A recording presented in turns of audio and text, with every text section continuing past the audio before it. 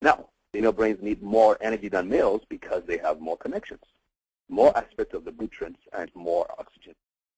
Also, because of the larger connections or the larger number of connections, it has to produce more neurotransmitters. And we're going to talk about neurotransmitters a little bit more through the years. It's important for us to see this because there might, especially for those of you who have young kids or young grandkids, this might be helpful because what we found out is that a lot of the things that happen in later life can be traced back, and I'm not trying to be traced back to what happened in childhood. One thing for sure, if your mother, if the pregnant mother had good nutrition and less stress during her pregnancy, it is more likely that the brain power of the child would be at a nutrition that you received in pregnancy and in your the early periods of your life. We know, for instance, that the hypothalamus, let me go back to slides back real quick. I'm sorry, what I meant to say was the hippocampus. The hippocampus is involved in memory, and it's involved in stem cell production. We produce neurons.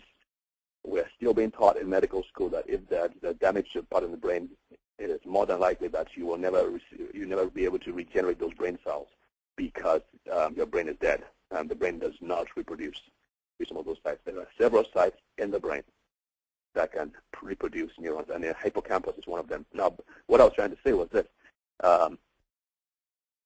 Things like sexual molestation in kids at an early age can actually cause so much stress that it actually fries and destroys memory and therefore meddling with the ability to reproduce brain cells.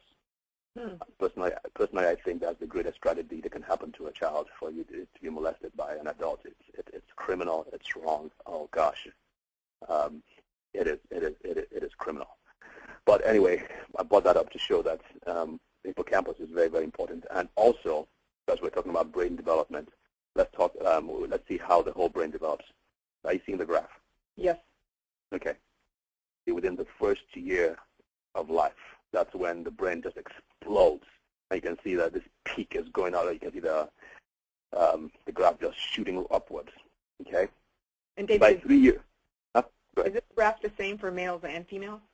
Yes, pretty much. Good question. By 3 years, a baby's brain has formed about 1,000 trillion connections. Boy, that's a huge number. About 2 times as many as major brain power. That's why around that age, that's the best time to cram that little tyke with all the information you can get. Teach him languages if you have the ability to get languages, get language teachers. Teach that child languages.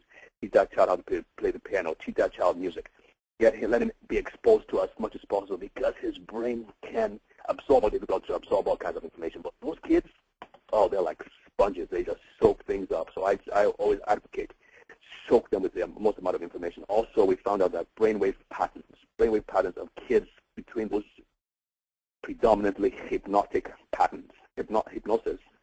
As we know, if you're in a hypnotic state, you're more likely to receive information, to receive impressions, to receive suggestions. And these kids are like that. They can receive so much offer and give them the most impressions and suggestions that will empower them and enable them to be successful in later years. Unfortunately, much of the time, the kind of information they get is no, no, no, no, no, and they're made to feel they can't do much stuff. But if we empower them properly, then we set them up for greater success in life. Okay. And there's rapid social, intellectual, emotional, and physical development. The brain activity, even at that age, is twice that of adults. And although new synapses continue to be formed throughout life, never again will the brain be able to master new skills or again. So that's why it's so important to give those kids that information to empower those brains. Also, after the age of 11, for the most part, there's another spike further down, but I'm going to talk about that in a while. After the age of 11, the brain begins to prune extra connections at a rapid speed, and so you see it's declining a little bit. You see the teenage years. The teenage years are happening here. But when you get to be 20 years of age, that's when the prefrontal lobe, let's see that picture real quick. Right here is what is known as the prefrontal lobe. That area is involved in judgment, cognition, being able to analyze, being able to overcome your natural instincts, overcome emotional impulses. is that part that is like the executive of the brain. It helps helps form the discipline. So judgment, if there's one word to describe the prefrontal frontal lobe, it is judgment, the ability to choose right from wrong, and that peaks in the early 20s. So as we always say, you are at your height, you are at the best of your abilities. Bone density too is maximum between when you get to 25, and it stays that way till about 35, and after 35 it begins to decline. Again, this is for the average person. We know people who continue to improve, who continue to grow, even though for their age they should have less connections or less brain ability, but yet they continue to expand and grow and be better and better. I think George Burns, the comedian who died at over the age of 100, and of course Bob Hope too was about 100 too. They succeeded in life, and even though they declined as they grew older, yet they were able to be very useful to their families and to the world because they kept active. And that's the key part here: being active, learning new things, having a great social support, social atmosphere, all help to reduce the aging process and help to protect your brain. And of course, nutrients play a huge role. So we're going to get to that in a minute. There's our picture again. I'm going to go on to the next one. One of the key things that deal with brain function is what is known as the synapse. The synapse, synapse. That's going to be in your notes. But basically, brain cells are, let's say this is an extension of a brain cell, and this is another extension of the brain cell. Are you seeing this blackish picture? Yes. Okay. The synapse is what we're talking about here. And you see these yellow dots in between the two brain cells. This is actually called, these are neurotransmitters. Impulses or information is sent from one nerve cell to the other through the synapse, and it is sent through by the use of chemicals called neurobrain transmitters. I'm going to compare that with to hormones in a little while.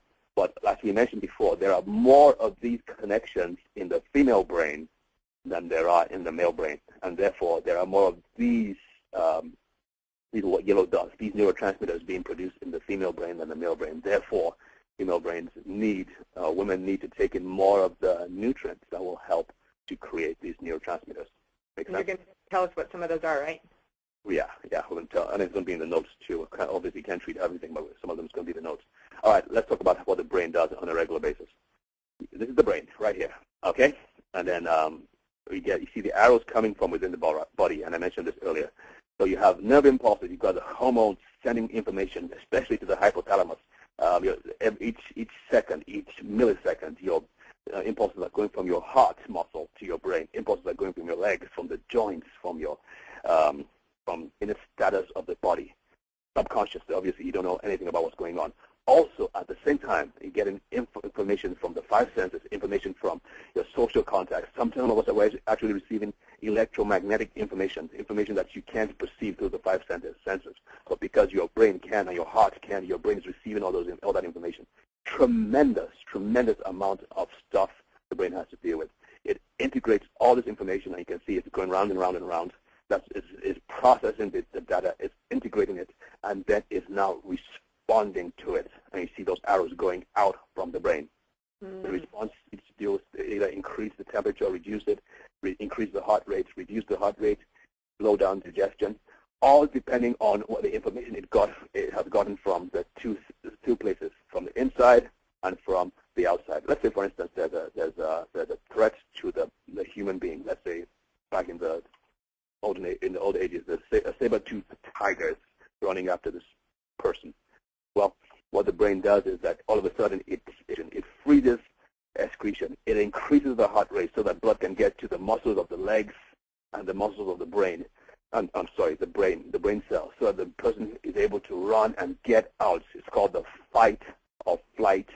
And the third one is the freeze mechanism. You don't want the freeze mechanism because you just stay put. They're so paralyzed with fear you can't do anything. That's more helpful to you, enables you to get away from it.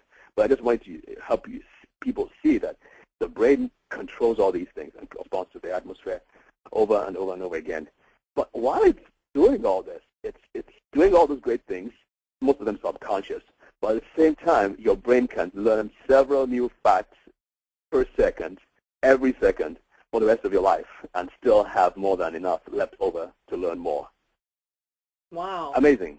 Amazing stuff. I mean, we just don't have a clue about the potential that our brains have, and unfortunately, us in the first place. So it's a tragedy. I think if there's one problem with the human race, it's the tragedy that we have not used our brains like we should.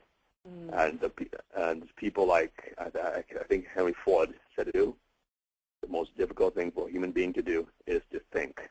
And of course, thinking involves using our brain cells. But hopefully we'll be able to, after this class, we'll be able to help people use more of their brain capacity or help people to support more of their brain cells. I have some notes there. Okay. I tell you what, we'll get to that later on. But what prevents us from reaching the potential? Obviously, we've alluded to certain things. Stress, for instance. Let's take a look at them. I got this from Daniel Amen's book. I strongly encourage people to get that book. I'm going to list it at the end. An accident and part of your brain was damaged. Obviously, that's going to be a major problem. You just have less capacity to use. Emotional trauma, stress, medications, painkillers, tranquilizers, drugs of abuse, alcohol. This Daniel Amen person, we're going to get to him in a minute, but he has done more brain scans than any other person alive, according to him. And he said the worst brain scans he has ever seen are those of people on alcohol, on scans. That brains are really, really damaged. However, we do know that some kinds of alcohol, like red wine, for instance, does have some therapeutic use, especially the ones that have the grapes that have been squeezed through this fine. They confer some really good phytochemicals which help to protect brain tissue as well as other tissues.